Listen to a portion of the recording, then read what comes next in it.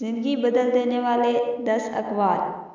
अपने अंदर की सोच को साफ रखें, क्योंकि कश्तियाँ बाहर के पानी से नहीं, अंदर के पानी से डूबती हैं।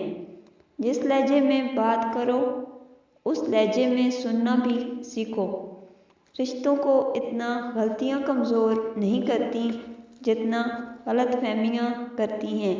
नसीहत कीजिए मगर शर्मिंदा ना कीजिए। मकसद दस्तक देना होता है, दरवाज़ा तोड़ना नहीं। मुश्किलात में घबराना नहीं चाहिए। सितारे हमेशा अंधेरे में ही चमकते हैं।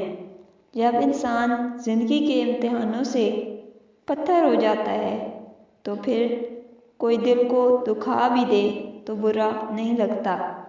मुश्किलों और परेशानियों की वजह से मायूस ना हो, बल्कि दरूद शरीफ को